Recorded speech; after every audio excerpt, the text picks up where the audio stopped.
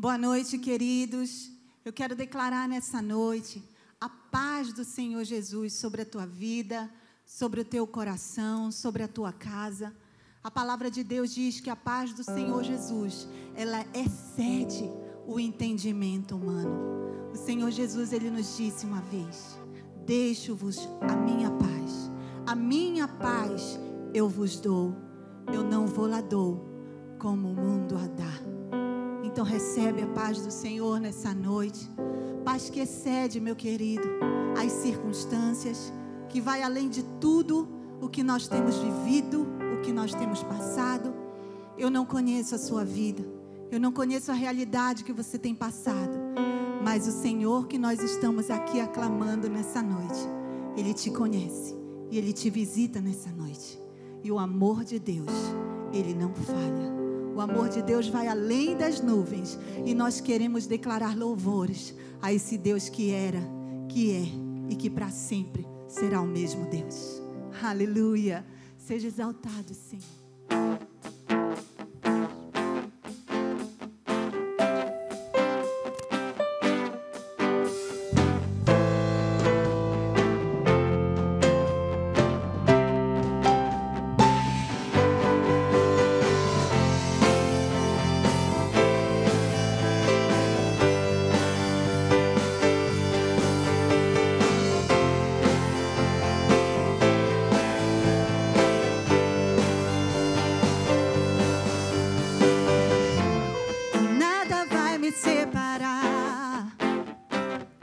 Mesmo se eu me abalar, teu amor não falha.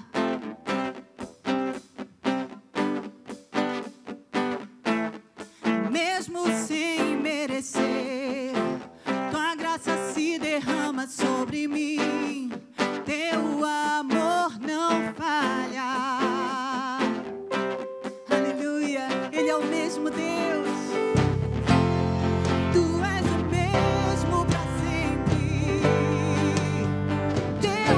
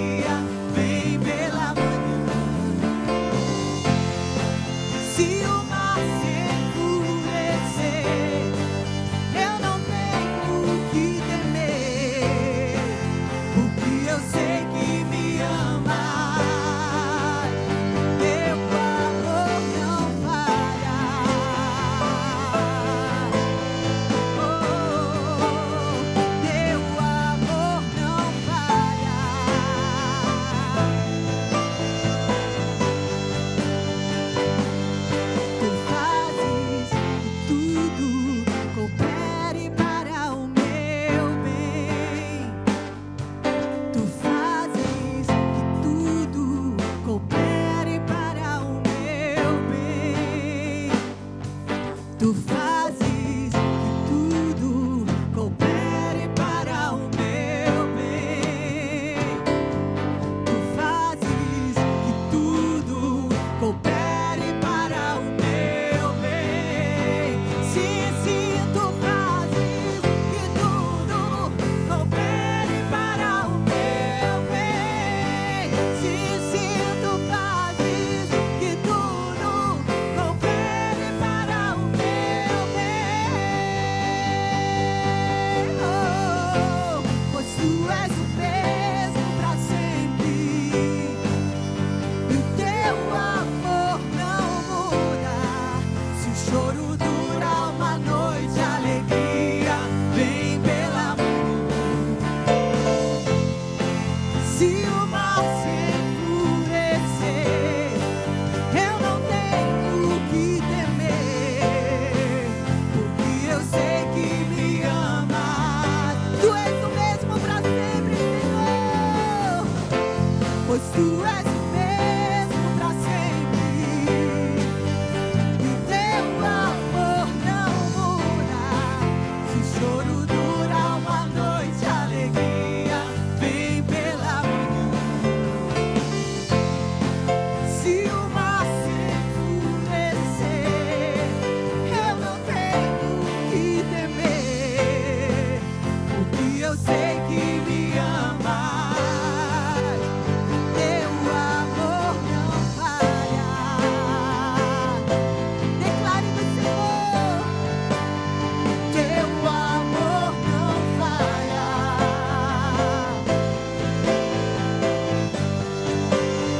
Teu amor não falha.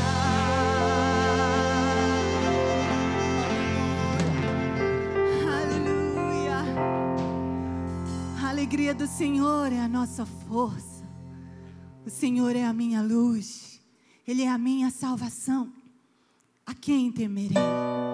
Você pode declarar isso do Senhor, meu querido, nessa noite aí. Não importa como você está. O Senhor é um Deus de perto. Perto está o Senhor do coração quebrantado. Aleluia. Obrigado, Deus. Declare do Senhor nessa noite. Tu és a minha luz, a minha salvação, e a ti me renderei. Se ao teu lado estou, seguro em tuas mãos, eu nada temerei.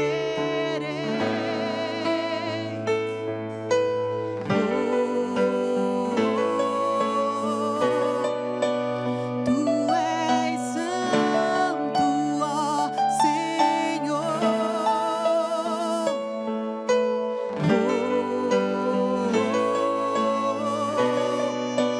Tu és digno de louvor. Só em ti confiarei, eu nada temerei.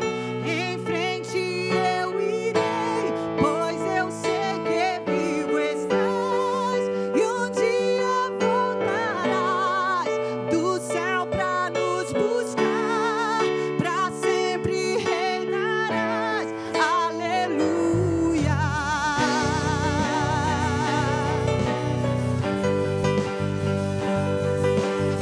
Nos alegramos em ti, Senhor. Grande tu és.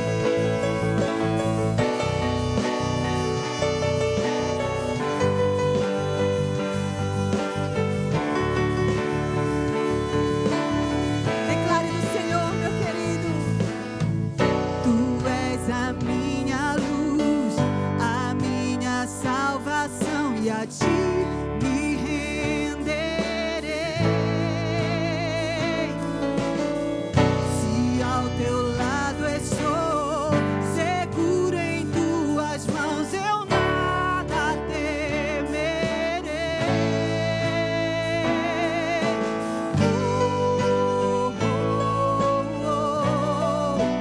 Tu és santo,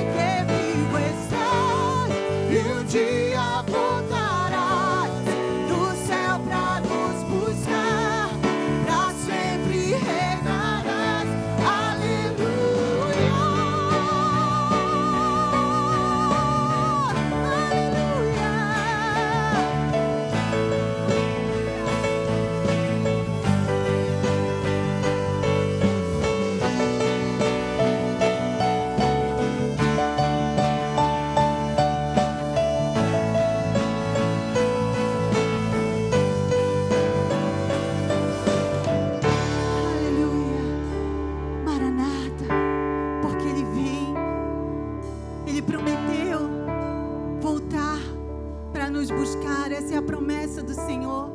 Então nós vamos declarar nessa noite: Maranata, ora vem, Senhor Jesus. Aleluia.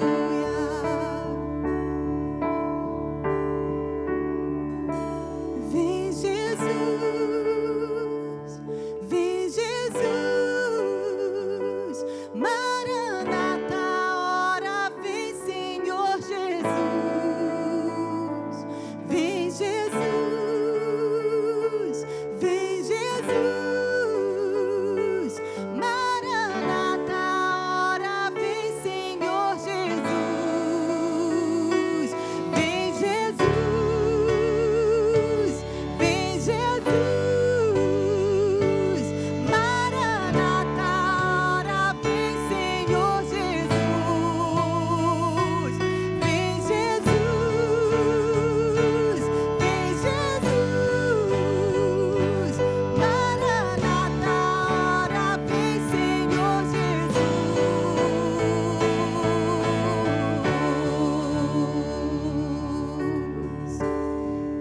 Aleluia. Amamos a tua vinda, Senhor. Aleluia.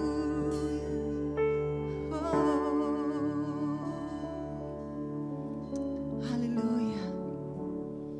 E mesmo tendo o nosso Deus tão poderoso, muitas vezes o mar da nossa vida se mostra tão bravio, não é verdade, meu querido? As ondas vêm tão fortes e parece que vão fazer o nosso barco sucumbir. Mas lembre-se, Jesus está no barco. Não temas, não te espantes, porque eu sou contigo, diz o Senhor. Ainda que o mar se agite, o Senhor está com você.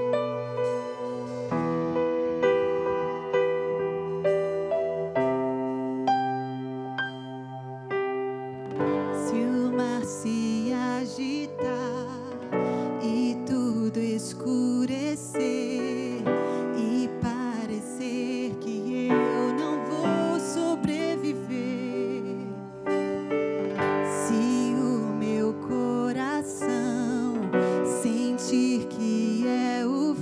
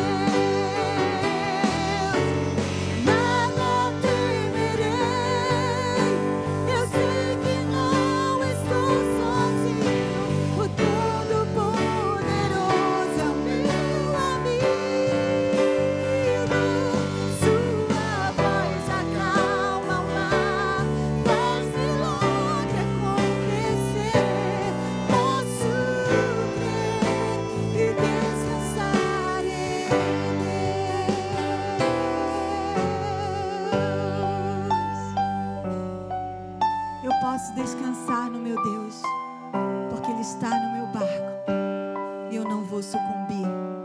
Declare isso do Senhor, meu querido. Aleluia.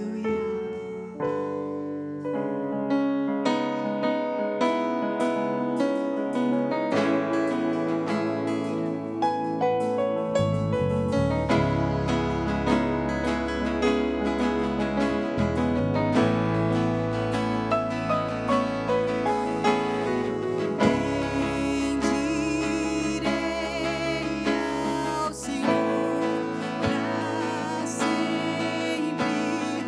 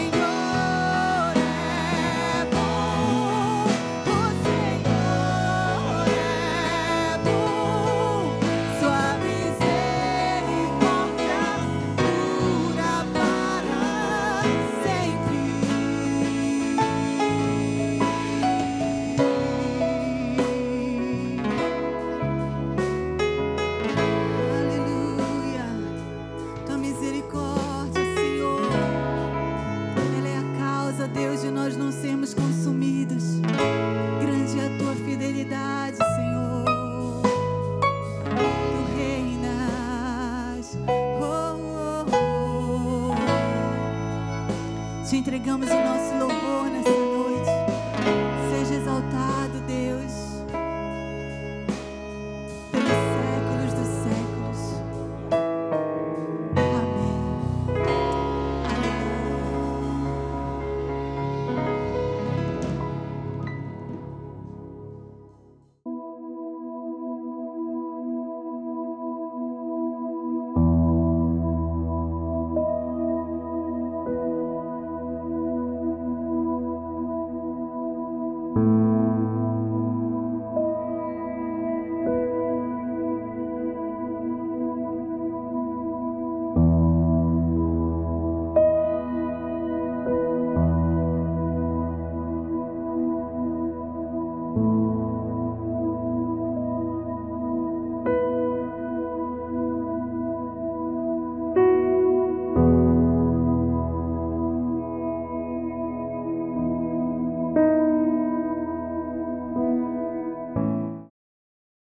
Olá, queridos pais. O meu nome é Ruth e eu faço parte do Ministério Amor e Pão. O Ministério Amor e Pão é um ministério que tem por finalidade alcançar aqueles que estão à margem da sociedade, passando por algum tipo de necessidade. E num momento como esse, né, em que muitos dos nossos irmãos, muitas pessoas que nós conhecemos até, estão passando por momentos como esse, nós estamos aqui para estender a mão, tá? E no dia 16 de maio, nós vamos ter uma ação, uma grande ação, junto a comunidades carentes aqui na cidade. Então, nós precisamos do seu apoio, porque nós vamos levar a essas comunidades alimento, nós vamos procurar levar roupas e o que mais nós pudermos levar, além do nosso amor e da palavra de Deus. Então, nós precisamos, meu querido, do seu apoio. Se você quiser juntar-se a nós, tá bom? Aqui nós vamos ter alguns telefones, alguns contatos que você vai poder entrar em contato conosco e oferecer o seu apoio e também alimentos, se você puder doar cestas básicas, qualquer tipo de alimento, roupas, calçados serão bem-vindos. Nós queremos também fazer kits de higiene, então toda ajuda vai ser bem-vinda. Nós contamos com o seu apoio, contamos com as suas orações, porque esse projeto ele se move pela oração da igreja, amém? Porque acima de tudo, em primeiro lugar, o nosso intuito é levar a palavra de Deus que liberta, a palavra de Deus que cura e que salva o homem, amém? Então Deus abençoe e contamos com você.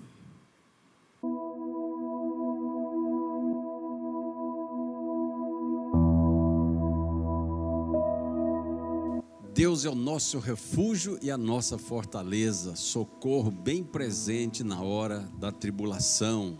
Portanto, não temeremos, ainda que a terra se transtorne e os montes se abalem no seio dos mares, ainda que as águas tumultuem e espumejem, e na sua fúria os montes estremeçam, porque há um rio cujas correntes alegram a cidade de Deus, o santuário. No santuário das moradas do Altíssimo, Deus está no meio delas, jamais será abalado. Essas águas da palavra de Deus, esse fluir do rio de Deus, essa calmaria desse rio de paz, certamente apacentará todo medo, toda angústia, toda sombra de morte, de tribulação, porque Deus está no meio e jamais será abalado. Que Deus abençoe seu lar, sua família, sua casa. Mais uma palavra do coração de Deus para o coração dos filhos de Deus. E nesse momento, eu creio que é importante deixar tudo que se está fazendo para sentar e digerir, não só ouvir, mas digerir, deixar que essa palavra seja metabolizada, seja transformada em nutrientes para a sua alma, para o seu espírito, amém?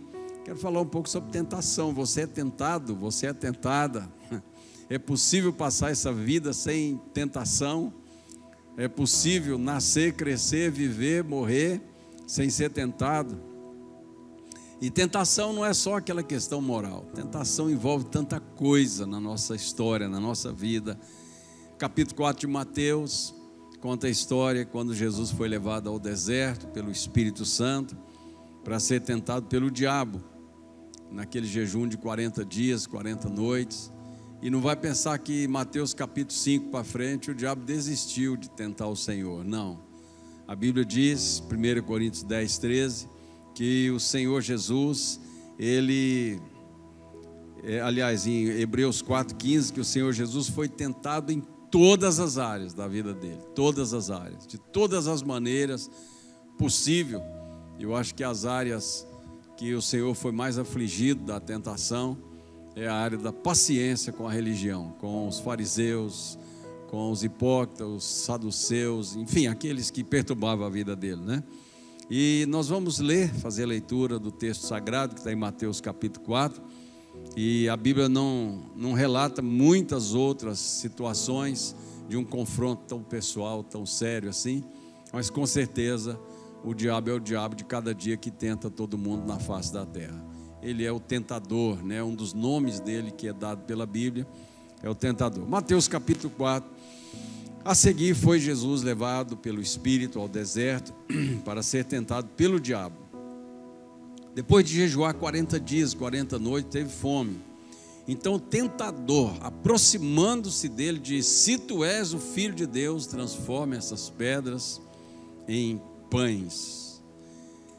E o Senhor Jesus respondeu: está escrito, não só de pão viverá o homem, mas de toda palavra que procede da boca de Deus, disso viverá o homem.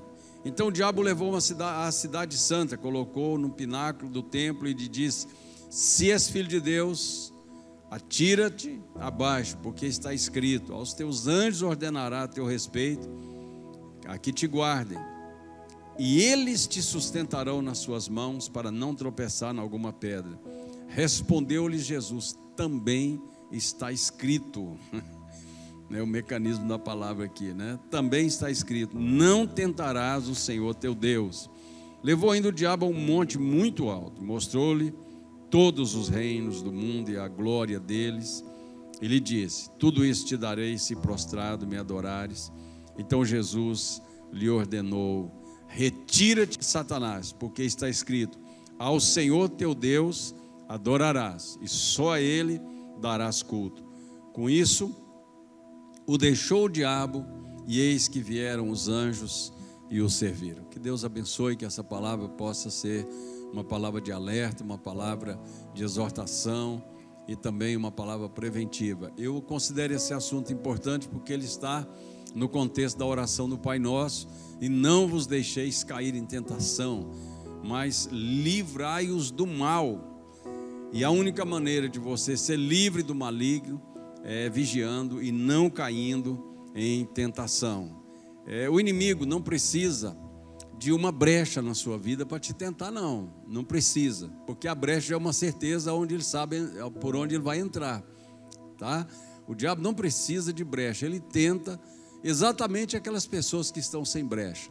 É uma tentativa, uma tentação, é um desejo, é um impulso de se fazer aquilo que é censurável ou não recomendável. A tentação é um desejo violento, é uma concupiscência que todo ser humano, se você é um ser humano, se você respira, se você é gente, você é tentado, né? A tentação, ela nos cerca 24 horas, nós somos seres tentados em todo o tempo, em todo lugar. Eu quero compartilhar 3 dimensões dessa tentação que envolveu toda a realidade de vida, toda a identidade, tudo que Jesus é, todo o propósito de Deus para a vida dele, para as nossas vidas que estamos nele, né? A primeira tentação se trata de uma tentação imediata, de quebrar uma consagração, o propósito de uma consagração. Quando você consagra o seu filho e dedica a Deus, e logo quando o seu filho faz uma tolice, você impregna uma palavra negativa: esse menino é burro, você quebrou a consagração que foi feita, sabia? E o diabo veio com uma chave da tentação que você precisa entender essa chave. Qual foi o start, qual foi o gatilho que Jesus percebeu na astúcia de Satanás quando ele foi tentado? Você já percebeu que o diabo aproximou-se dele, se armou, pegou na arma, puxou o gatilho, e a primeira bala que ele gastou foi a dúvida: se tu és filho de Deus. Porque a dúvida é uma fé negativa. a dúvida te empurra para baixo. Jesus tinha acabado de ouvir uma voz no Rio Jordão: esse é meu filho amado, em quem tenho prazer.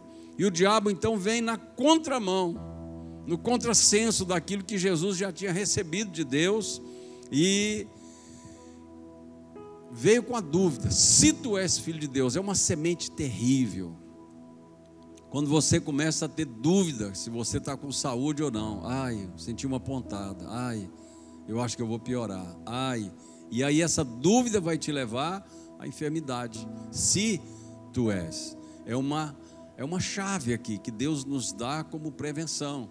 Você faz uma oração debaixo de uma convicção, uma fé, o diabo logo em seguida vem com o antídoto no sentido contrário, na contramão daquilo que você recebeu de Deus, e usa a dúvida. Será que eu sou mesmo? Será que eu sou chamado por Deus mesmo? Será que eu fui batizado mesmo com o Espírito Santo? Você já teve essa dúvida? Será que essa oração em língua não sou eu mesmo que produzo? Essa é a chave para você entender o cara de pau que o diabo é quando ele vem para cima de você dizendo: se tu és, se.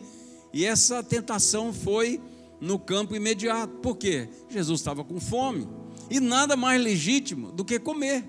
Existe uma coisa mais legítima, prazerosa e dada por Deus, mais legal, dentro da legalidade divina? A Bíblia diz lá no livro de Joel: comereis abundantemente e vos fartareis. O que é interessante é que o diabo usa a própria Bíblia para te tentar, sabia? Imagina que você está numa consagração, naquele jejum agudo que você já está vendo vultos de tanta fome. Aí você fala: não, vou me alimentar da palavra, eu vou abrir aqui, o que Deus disser vai ser palavra de Deus. Aí você abre em Joel, lá no capítulo 2, e está escrito: comereis abundantemente, vos fartareis e louvareis o nome do Senhor. Você diz: Deus está mandando eu quebrar o jejum. Você pode ser pego de surpresa pela própria Bíblia. O diabo estava usando, e Jesus se contrapõe com a própria palavra. Está escrito, né? Nem só de pão viverá o homem. Ter um relacionamento com Deus é tão importante quanto comer. Comer é importante, mantém você vivo e ativo. E nós não estamos verdadeiramente vivos se não tivermos um relacionamento com Deus. Você pode ter uma sobrevida, você pode ser só um ser que respira, um ser existente, mas você talvez não tenha vida com Deus. E se você não tem essa vida com Deus, você não vai ter essa vida que Deus prometeu, a vida verdadeira no Espírito. Você come, bebe, dorme, trabalha, faz alguma coisa, como qualquer ser mortal faz. Mas aquele que é imortalizado no Espírito pela vida de Jesus, tem, com toda certeza, uma vida com Deus de relacionamento. Sabe, querido, quando você pega parte do seu salário e consagra uma oferta para Deus, a Bíblia diz que o altar santifica o seu ganho. Quando você dá o seu dízimo, o altar santifica. Aí você vai e reclama do seu salário. Você quebrou uma consagração. O diabo queria quebrar aquela consagração de 40 dias. Você percebeu que não foi no 20º dia, que não foi no 3º dia. Ele apareceu no 40º dia. Jesus estava concluindo uma etapa de um projeto poderoso. E ele chega e fala: tá bom, vai comer. Você é poderoso, você é filho de Deus. Olha o tanto de pedra que tem aí. Transforma isso numa panificadora e coma à vontade. E ele usa Deuteronômio capítulo 8 como escudo e como ataque. Nem só de pão viverá o homem, mas de toda a palavra que procede da boca de Deus, diz viverá o homem. Qual é a primeira vertente, a primeira dimensão da tentação? Colocar a necessidade humana acima do propósito de Deus. Aprendemos isso no primeiro lance, na primeira vertente, a primeira dimensão dessa tentação, quando eu coloco a minha necessidade, porque sou humano, porque eu preciso, e você pega a sua necessidade e coloca no altar acima do propósito que Deus tem para a sua vida. Jesus estava com fome? Estava. Jesus era um ser humano, que comia e bebia, como todos nós, dependia de oxigênio para respirar, dependia de descanso para continuar, mas Jesus cumpriu o propósito. Nada mais legítimo do que comer na hora certa, da maneira certa. E Jesus então venceu essa primeira etapa. ainda que o inimigo use esse argumento poderoso, que é a dúvida, ainda que ele mostre uma necessidade legítima, que é a razão, você deve comer, Jesus sabia, mas ele não queria quebrar e não podia quebrar uma consagração que ele fez a Deus. Segunda dimensão, quando o diabo aqui leva o Senhor a um lugar muito alto, ao pináculo do templo, um lugar muito alto, e diz: se tu és filho de Deus. Mais uma vez, ele tenta quebrar, né? Uma prerrogativa que Jesus tinha como filho de Deus, dizendo: atira-te abaixo, porque está escrito. Perceba que ele está usando a Bíblia. O diabo não chegou ali porque ele não estava tentando qualquer um. Ele estava usando a palavra de Deus, não era uma filosofia, não era alguma coisa humana. Ele pega o teor, a essência da palavra e diz: se tu és filho de Deus, atira-te daqui para baixo, porque ele vai dar ordem aos seus anjos a seu respeito. Não vai acontecer nada, pelo contrário, você vai ser reconhecido e você vai ser ovacionado e o mundo vai te respeitar. E Jesus sabia que ele levava muito a sério o poder de Deus e sabia o que era depender de Deus e tentar a Deus de maneira bem diferenciada. E o diabo queria que Jesus obrigasse a Deus a tomar uma providência por uma indisciplina, por uma loucura. Atira-te daqui. Sabe, gente, tem pessoas que falam tanta bobagem e come tanta besteira e depois quer obrigar Deus a curar, fazer um milagre. Tem gente que emite tanta palavra negativa, depois pega uma meia dúzia de palavras na Bíblia e fala: em nome de Jesus, está amarrado, eu determino, eu ordeno, e não acontece nada. Por quê? Porque ele atira do penhasco, do pináculo, para ver o milagre acontecer. Isso é tentar Deus. Essa segunda dimensão aí, que nós vemos aí, não é colocar a necessidade do homem acima de tudo, é colocar o homem como eixo, como centro de todas as coisas, e Deus como seu mero mordomo. Se você atirar, Deus vai cuidar de você, ele prometeu, então ele tem que cumprir. Então, se você se jogar, você é filho dele. Qual é o pai que vai deixar um filho se esborrachar no chão e se arrebentar todo? Te joga. Então, quando coloca o homem no eixo, coloca o homem no centro, coloca o homem num lugar onde ele não tem esse privilégio de estar, porque Deus é o eixo da existência, aí sim, nós não podemos tentar a Deus e obrigar a Deus a fazer aquilo que é a nossa obrigação, que é não pular do pináculo, de não fazer besteira. Ou seja, nós precisamos cuidar dos nossos compromissos, né? Você descuida e atrasa de um compromisso importante. Alguém marca um horário com você para fechar um grande negócio. Aí você descuida e vai orando em nome de Jesus. Em nome de Jesus, ele também vai atrasar. Em nome de Jesus vai dar certo. Você está tomando o nome do Senhor em vão. Você pega aquela picanha gorda e começa a comer e orar, dizendo: eu declaro que essa gordura bovina não vai me fazer mal algum, porque está escrito. Meu irmão, você está perdendo seu tempo. Não tentarás o Senhor teu Deus. Semeadura, nós temos aprendido. Há quanto tempo temos aprendido? Que você semeia coisa boa, você vai colher coisa boa. Você semeia em espécie e quantidade, você vai colher espécie e quantidade. Aí você quer um milagre na vida financeira. Eu te pergunto, como é que está sendo a sua semeadura? Qual foi a oportunidade que você perdeu? Ou qual foi a semente que era para ser semeada e você a comeu? Aí você vai forçar a Deus. Forçar no bom sentido, né? Ninguém força a Deus. Mas você vai forçar uma barra. Você vai tentar dizer para Deus: Deus, está escrito, se eu não vos abrir a janela dos céus. Mas o que vem antes? Vem uma condicional, né? Se você semear, se você for fiel, se você distribuiu, deu aos pobres, a sua justiça permanece para sempre. Então, amados, nós precisamos semear nos nossos relacionamentos coisas boas para colher coisas boas. Nós precisamos semear palavras boas, palavras de vida para colher vida. Nós precisamos ter uma linguagem saudável para ter saúde no corpo. Enfim, você está entendendo, né? Que o diabo, ele não é tão burro assim. Ele vai ele vai te tentar exatamente naquelas áreas que ele acha que você é mais fragilizado. Então não faça loucura. Deus não é o gênio da lâmpada que você esfrega, faz um pedido, 2 e 3 e Deus te atende na mesma hora. Não tente obrigar Deus a fazer a sua vontade. Nós precisamos fazer a vontade de Deus e as demais coisas nos serão acrescentadas. Você percebe que da primeira para a segunda tentação, o peso da coisa aumentou muito?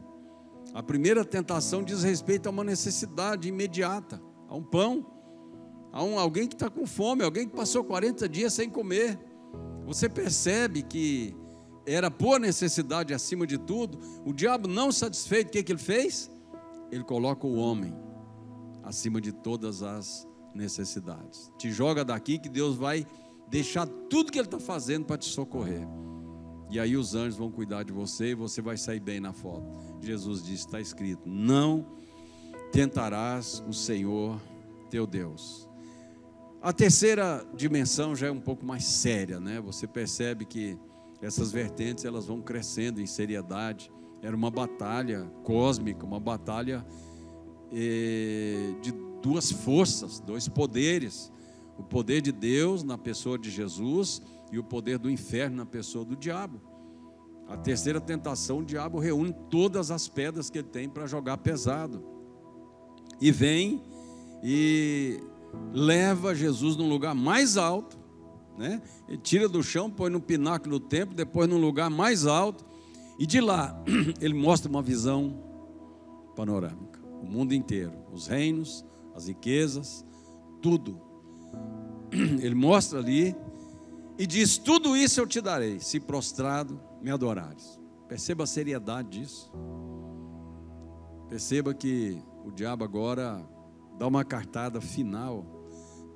Por isso ele é o tentador. Tudo isso eu te darei, se prostrado me adorares. Então Jesus agora ordenou, antes de citar a palavra, retira-te, Satanás, porque está escrito, ao Senhor teu Deus adorarás, e só a Ele prestarás culto. Sério isso, né, gente? Gente, se o diabo teve a capacidade de fazer uma proposta tão louca dessa para Jesus, imagina o que ele fala na sua mente. Imagina o nível de tentação que cada ser humano que você tem, que eu tenho, você que vive nessa pele humana, revestido dessa humanidade frágil, nós somos tentados em muitas áreas da nossa vida. Uma das tentações terríveis é fazer vingança com a nossa justiça própria, é exercer o juízo, porque parece que Deus é mais longânimo, mais demorado, parece que Deus demora. E muitas tentações, elas nos povoam a cada dia para poder nos derrubar e quebrar o propósito que Deus tem para a nossa vida. A tentação é uma situação de escolha entre a sua vontade e a vontade de Deus. E são vontades apelativas. Aqui no contexto, Jesus com fome oferece pão. Ele não ia oferecer uma roupa de linho, uma coisa bonita, uma coisa da moda, uma tropa de animais selecionados, os melhores do mundo, que seriam os carros da época. Não, ele oferece pão, comida mais simples, mas de maior necessidade. E é nessa hora, é nessa vulnerabilidade, nessa fome, que o inimigo aparece com as propostas. E aí é a sua hora de fazer uma escolha difícil, uma escolha difícil. Sair de uma tentação não é fácil. Na maioria das vezes, você quer muito aquilo, você deseja muito aquilo, e o diabo sabe que você está carente daquilo, e vem e te oferece na bandeja, e você vai ter que tomar uma decisão. Mas quando alguma coisa, seja ela qual for, ela se mostra para você, se torna mais importante do que a vontade de Deus, aquela coisa se tornou naquela hora o seu Deus. Isso é terrível, né? Pode ser seu filho, seu ministério, pode ser o seu trabalho, seu lazer. Se aquilo naquele momento, a sua escolha, ao invés de ir para os braços de Deus, ao invés de buscar a vontade de Deus e decidir pelo que a palavra de Deus ordena, e você coloca a sua vontade acima disso, isso se tornou o seu Deus com D minúsculo. Pode ter certeza que você está fazendo uma troca aí de loucura, né? Deus tem que ser o primeiro lugar na nossa vida. Ele não aceita o segundo, o terceiro lugar. A vontade de Deus, ela tem que prevalecer na sua vida, na sua história. Seja o que for, que você não coloca Deus e o seu reino em primeiro lugar, as demais coisas não te serão acrescentadas, e muito menos Deus vai ser prioridade, vai ser o Senhor da sua vida. A palavra de Deus diz que não nos sobreveio tentação que não seja humana, que esteja no nível da nossa humanidade, no combate da nossa humanidade. Mas Deus é fiel e não permitirá que sejais tentado acima das nossas forças. Antes, pelo contrário, juntamente com a tentação, Ele vos proverá livramento, de sorte que a possais suportar. Isso é promessa de Deus, não é minha. Está lá em 1 Coríntios, capítulo 10, verso 13. Está dizendo que não existe tentação desumana, acima da capacidade humana de ser buscado. Lógico, em Deus, com essa nossa dependência dEle, não existe tentação que você possa dizer, não, foi acima das minhas forças. Juntamente com a tentação, Deus proverá o livramento. Queridos, o que nós podemos aprender nesse conteúdo que vimos hoje, dessas dimensões das tentações de Jesus? Vamos ver algumas coisas. Em primeiro lugar, o diabo pode usar a própria Bíblia para te tentar. Sabia disso? Parece uma heresia, né? Porque o diabo dizia, está escrito. Não estava usando a Bíblia? Querido, Deus pode usar seu marido, seu filho, seu cachorro. Deus pode usar, o diabo pode usar qualquer coisa para te tirar do sério, para te fazer cair, para tirar você do eixo. Então, muito cuidado. Às vezes a pessoa que você mais ama e tem maior respeito e admiração, pode ser, em algum momento, da maneira dos ardis do diabo, ele pode usar essa coisa para te tentar. Ele pode usar a própria palavra de Deus para te confundir, entendeu? Para confundir sua mente, confundir o seu coração, o seu entendimento. Imagina você doente, querendo uma palavra de Deus, você vai buscar onde? Na Bíblia. Você abre em 2 Reis, e está escrito lá, da cama que subiste, não descerás, certamente morrerás. É a Bíblia. Não é uma palavra de Deus para a sua vida nesse momento, mas é a Bíblia. Então o diabo, ele é especialista em distorcer a palavra, como ele estava fazendo aqui no caso de Jesus. Ele não usou uma filosofia, ele não usou o Corão, ele não usou um livro qualquer. Ele usa a palavra de Deus, porque ele dizia, está escrito. Terceira coisa que nós aprendemos, nós precisamos ter sempre a palavra viva, rema, em nossos corações, e ter a certeza que o nosso Deus é soberano, e Ele vai entrar com providência na hora certa, porque Ele conhece cada uma das nossas, das suas, das minhas, da necessidade de qualquer ser humano em cima da face da terra. É isso que nós aprendemos. E em quarto lugar, o que nós aprendemos é que a palavra de Deus é a arma poderosa em qualquer circunstância da sua vida. Ela precisa estar aqui, na sua mente, na sua boca, no seu coração. Porque Jesus não tinha ali um momento, deixa eu abrir aqui, deixa eu ver o que está escrito aqui, eu não sei se é aqui, e vai procurar. Ele estava no meio de uma guerra. No meio de uma guerra, você não vai armar a sua munição, você tem que estar com a munição pronta, você tem que estar com o seu cartucho já engatilhado para poder. E Jesus estava ali com a mão no gatilho, e naquela batalha, naquela guerra, Jesus dizia, também está escrito, está escrito, está escrito. Como é que você tem memorizado, meditado, guardado a palavra de Deus no seu coração? Como diz o salmista, eu guardei a palavra de Deus no meu coração, para não pecar contra ti, Senhor. Sabe, transformar a Bíblia em heresia. Meu Deus, o que nós temos visto o que nós temos visto de tantas vertentes religiosas que originaram da Bíblia. Todas as seitas, todas, as mais de 6.000 seitas e religiões que tem pela terra, deram origem na Bíblia. Uma distorção, é uma visão distorcida daquilo que Deus pensa, daquilo que Deus é. Por isso nós precisamos ler a Bíblia, meditar, examinar com cuidado, porque podemos nos perder dentro da própria palavra de Deus, e entender que a nossa humanidade é 100% dependente da divindade de Deus. Querido, essa primeira tentação de Jesus nos remete a uma meditação hoje muito imediata, né? O cuidado excessivo com o pão.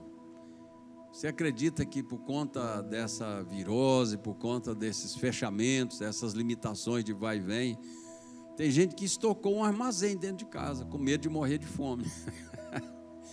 Entulhou a casa, não tem onde pôr mais nada. Isso é falta de fé. Está certo que você tem que ser precavido, você tem uma família, mas eu ouvi esses dias o relato de uma pessoa que ela foi, bem no início da crise, ela praticamente levou a mercearia para dentro de casa. A casa dela tem estoque para muito tempo agora. Não, agora eu estou tranquilo. Meu irmão, a nossa tranquilidade, a nossa confiança está em Deus. Tá? Nem só de pão viverá o homem. Você vive da promessa, você vive da palavra de Deus. E quando vier sobre ti essas tentações aqui, nós sabemos que Jesus foi tentado em toda a história dele, e é interessante que Jesus não pecou, dolo algum saiu da sua boca. Eu estava pensando hoje, meu Deus, uma pessoa viver, passar pela existência humana, relacionar com todo tipo de gente, e não sair uma palavra que ele vai ter que retratar depois, dizendo, não, eu falei isso que eu estava de cabeça quente. Não era bem isso que eu queria dizer. Olha, foi mal, perdão, eu falei coisa absurda na hora da raiva. A Bíblia não te proíbe de ficar com raiva. Irai-vos, e a gente se ira, todos nós iramos. Né? Quando você vê os políticos que nós elegemos e pagamos uma pequena fortuna para eles, fazer o que eles estão fazendo, meu irmão, dá uma ira que não é santa não, a vontade de pegar e matar mesmo, para falar a verdade, né? Não tirar a capa da religião e falar o que é. A gente vê tanta coisa que esse Supremo Tribunal está fazendo, que a vontade é fazer aquela oração, Senhor, leva, destrói, acaba com esses homens. Isso é ira. Mas, queridos, a ira do homem não produz a justiça de Deus. Nós precisamos sim orar como algumas pessoas na Bíblia oraram. Você vê alguns políticos na Bíblia sendo julgados por Deus, fruto de oração. Nabucodonosor, Herodes, muitos homens na Bíblia, Faraó. Você vê esses homens sendo julgados, porque tinha gente orando. E nós não vamos parar de orar. Nós vamos orar, nós estamos em relógio de oração, campanha de oração, para Deus derrubar esses homens com a boca no pó, que eles se arrependam do que estão fazendo. E se não se arrepender, eles vão ser levados mesmo. A igreja está em oração. Agora não compete a nós tomar conta do tribunal, sentar no trono e julgar essas pessoas. Tem gente que diz, pastor, fulano quando morreu foi para o inferno. Meu irmão, não sei, o dono do céu é que sabe, eu não posso dizer se a pessoa foi para o céu ou não. Pastor, quem suicida vai para o céu? Eu não posso ficar distribuindo por aí senha para entrar no céu e no inferno. O que eu posso dizer é mostrar o caminho do céu e dizer, anda nele que você vai chegar. O caminho é estreito, né? O largo é o caminho da perdição. Mas, amados, tentação você sempre vai ter. Meu pai já tinha uns 80 anos, me chamou e disse, meu filho, não vai pensar que quando você estiver na minha idade, você não vai ter tentação. A tentação vai te acompanhar até o último suspiro. Nós somos tentados, mas nós temos um Deus que está acima das tempestades, que Ele preside sobre os dilúvios. Esse Deus conhece a sua necessidade. Ele sabe que tem hora que você tem vontade de esganar. Aí você vai colocar diante de Deus a sua ira, vai colocar diante de Deus o seu medo, a sua ansiedade, lançando diante dele toda a vossa ansiedade, porque Ele tem cuidado de vós. Lance a sua preocupação, seu cuidado, seu medo, a sua angústia diante do Senhor. Revista-se de toda a armadura de Deus, conforme diz lá em Efésios capítulo 6, verso 11. Diz a palavra de Deus para nós nos revestirmos de toda a armadura de Deus, para que possamos permanecer de pé no dia mau. Você está dizendo no dia mau, não está dizendo se o dia mau vier, está dizendo quando ele vier. E o dia mau vem. E quando vier, você vai estar revestido com toda a armadura de Deus, firme, forte, confiante, mesmo que o tentador venha com seus ardis. Eu quero declarar o poder dessa palavra, o poder de Deus. A glória de Deus aparecerá. O Senhor virá no meio da tribulação, porque Ele é socorro bem presente nas tribulações. Pai, em nome de Jesus, é a Tua palavra que serve para mim, que prova meu coração, que prova o coração de todo ser humano. Eu quero declarar o poder dessa palavra em ação na vida do Teu povo, Senhor. Quando vierem as lutas, as provações, quando vier o dia mau, nós estaremos providos dessa palavra e revestidos de toda a armadura de Deus. Obrigado pelas suas armas, obrigado pela palavra, pela fé, obrigado pelos anjos que nos servem, e obrigado que o Senhor sempre nos adverte com amor. Guarda-nos, livra-nos do mal, não nos deixes cair em tentação, para que possamos permanecer de pé diante do Filho de Deus, em nome de Jesus. Amém.